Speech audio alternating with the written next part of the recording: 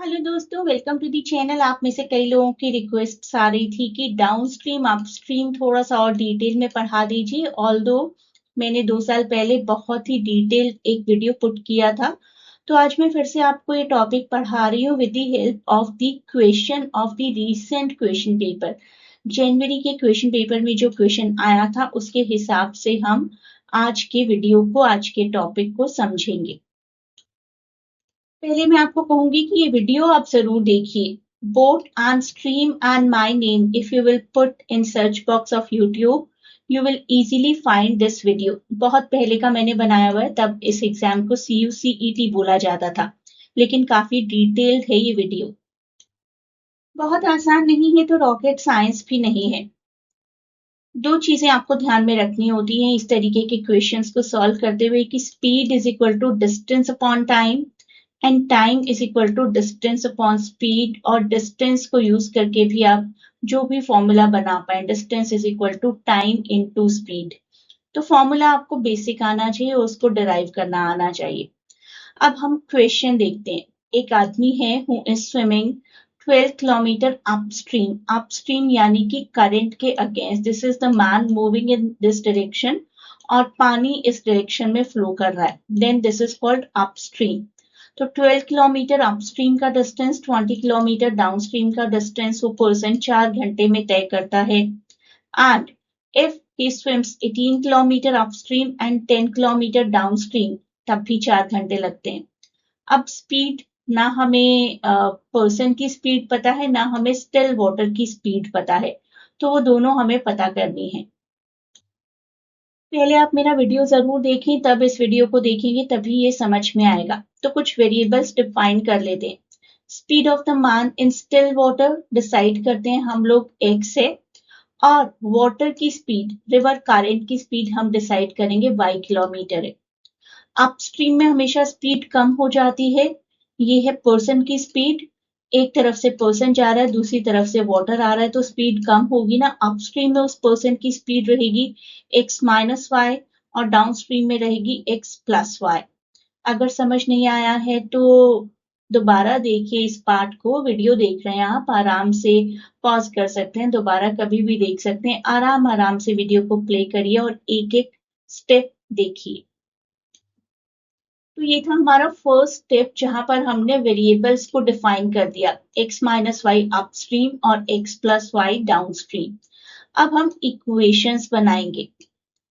Distance time speed का formula याद है ना आपको? Speed is equal to distance upon time and time is equal to distance upon speed. आज हमें ये फॉर्मूला इस्तेमाल करना है, time is equal to distance upon speed. अब हमें डिस्टेंस दोनों बार दिया हुआ है, 12 किलोमीटर 20 किलोमीटर। स्पीड हमें नहीं पता, लेकिन हम मानकर चलेंगे, हमने एक्स वाई वेरिएबल भी तो माने हैं ना। तो अपस्ट्रीम की स्पीड होगी x माइनस वाई और डाउनस्ट्रीम की होगी x plus y, right? This is distance, distance upon time. तो distance upon speed plus distance upon speed is equal to time. इस फॉर्मूला के हिसाब से अब आप यहाँ पर देखिए, डिस्टेंस अपॉन स्पीड अपस्ट्रीम की, और डाउनस्ट्रीम का डिस्टेंस और डाउनस्ट्रीम की स्पीड, दोनों मिलाकर 4 घंटे लगे। Same happens for the second time, 18 kilometre 10 kilometre respectively upstream downstream, और speed x minus y x plus y respectively upstream downstream. तो एक बार पॉज करके अच्छे से देखिए, समझिए मैंने कहा क्यों लिखा है। अगर नहीं समझ में आता है कमेंट्स में पूछिए। अब हमारी बन गई हैं ये दो equations. 12 divided by x minus y plus 20 divided by x plus y is equal to 4, equation 1।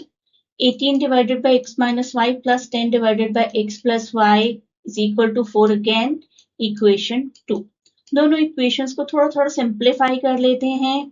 पहली इक्वेशन दूसरी इक्वेशन, हर सब कुछ 2 से डिवाइड हो रहा है, तो मैंने यहाँ पर सिंप्लीफाई कर दिया है। थोड़ा सा सिंप्लीफाई नहीं भी करेंगे तब भी काम चलेगा, बट कैलकुलेशंस थोड़ी सी कॉम्प्लिकेटेड हो जाती हैं। तो यहाँ मैंने 6 कर दिया डिवाइड करके, यहाँ 10 कर दिया, यहाँ 2 कर दिए। 6x minus y 10x plus y is equal to 2। यहाँ भी यही किया, 18 10 और 4 तीनों को 2 2 से डिवाइड कर दिए। राइट। अब हमारे पास थोड़ी सी सिंपल इक्वेशन आ गई है। हम आपस में इन इक्वेशन को सब्ट्रैक्ट करके जितना ज्यादा हो सके सिंप्लीफाई करने की कोशिश करेंगे। तो 6x माइनस वाई में से मैंने 9x माइनस वाई को डिवाइड माइनस कर दिया, और 10x प्लस वाई में से मैंने 5x प्लस वाई को माइनस कर दिया, 2 में से मैंने 2 को माइनस कर दिया, तो हमारे पास 0 आ गया। ये इक्वेशन ध्यान में रखिए। अब मैं आपको आगे लेकर जा रही हूँ। तो ये इक्वेशन है, मैंने लिख दी है यहाँ पर। 6x माइनस वाई में से आप माइनस 9x माइनस वाई करेंगे तो आपको मिलेगा minus 3x minus y, plus 10 में से माइनस 5 करेंगे तो आपको मिलेगा प्लस 5x प्लस वाई। तो थोड़ी सी सिंप्लीफाइड हो गई है equations. Minus 3x minus y plus 5x plus y. तो आपने प्लस वाली इक्वेशन को यहीं रहने दिया, माइनस को आपने दूसरी तरफ शिफ्ट कर दिया तो माइनस का प्लस हो जाएगा। ये दोनों इक्वेशंस एक दूसरे के बराबर आ गई है, राइट।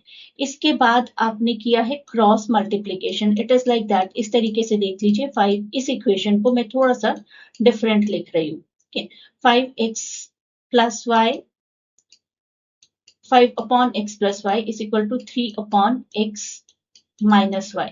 मैंने और कुछ भी नहीं किया, नेक्स्ट सिर्फ इनको क्रॉस मल्टीप्लाई किया। यहाँ पर इसको ले गई हूँ और यहाँ पर इसको ले गई हूँ, तो 5x minus y is equal to 3x plus y. अब आप इनको ओपन कर दीजिए। 5x minus y y is equal to 3x plus 3y। उसके बाद आप x की टर्म को इस तरफ लेकर आएंगे, 5x माइनस 3x कर दीजिए इज इक्वल टू 3y को यहीं रहने दीजिए, और इस माइनस 5y को यहां लाकर प्लस 5y कर दीजिए। तो this is what you will get. 2x is equal to 8y। 2 और 8 को आपस में कट कर देंगे तो it will give x is equal to 4y। x is equal to 4y याद रखिए। तो अब हमारे पास दो इक्वेशंस थी शुरू में, उनमें हम x को सब्स्टिट्यूट करके देख सकते हैं 4y से। जहां जहां भी x है ना इस इक्वेशन में, ऑल्दो आप किसी भी इक्वेशन में पुट कर सकते हैं, सेकंड में भी कर सकते हैं, जो हमने सिंप्लीफाई की थी 2 से डिवाइड करके उसमें भी कर सकते हैं। मैंने इस इक्वेशन को चूज किया है। जहां जहां भी x है मैंने 4y लिख दिया। 12 4y minus Y 24y plus Y. 12 मैं थोड़ा सा डिटेल में लिख देती हूँ, यहाँ पर कलर चेंज करने दीजिए मुझे। 12 divided by 3y plus 20 divided by 5y is equal to 4, right. 3 12 cut हो जाएंगे, 5 20 कट हो जाएंगे, दोनों जगह 4 4 आएगा, तो 4 upon y plus 4 upon y is equal to 4। यहाँ पर आपका y एलसीएम आएगा, दोनों जगह ऊपर 4 आएगा, 4 प्लस 4 इज इक्वल टू 4। तो it will be 8 upon y is equal to 4, right. तो y की वैल्यू आ जाएगी 2। अगर और सिंप्लीफाई देखना चाहते हैं तो it will be 8 is equal to 4y। y यहाँ जाकर मल्टीप्लाई हो जाएगा और y की वैल्यू आ जाएगी 8 डिवाइडेड बाय 4 दैट इज 2। तो x की वैल्यू क्या आ जाएगी इसके बाद? x की वैल्यू आ जाएगी 8, क्योंकि x is equal to 4y। अब हमने क्या निकालना था? The speed at which he swims in this still water. और आपको याद होगा उस पर्सन के स्टिल वाटर की स्पीड हमने x मानी थी, तो यानी कि पर्सन की स्पीड हुई x, that is 4y, 4 into 2 that is 8। Option number 3 is the right answer. अगर आपको कहीं पर किसी कैलकुलेशन में कोई तकलीफ हुई है, कोई मिसअंडरस्टैंडिंग हुई है, कोई कंफ्यूजन हुई है, please ask me in comment. I hope lecture 1 आपकी समझ में बहुत अच्छे से आ गया है। अभी हम टीचिंग एप्टीट्यूड को कंटिन्यू करेंगे और बहुत सारे लेक्चर सिर्फ टीचिंग एप्टीट्यूड के ही होंगे, along with the similar MCQ practice. Still, if you want to practice all the things in detail और क्लास में तो बहुत सारे MCQs आपको करवाए जाएंगे, you can join the classes to cover all the topics in detail and can click the link given in description to inquire about admission. Thanks for watching. Best of luck for exams and please do not forget to share and subscribe the channel.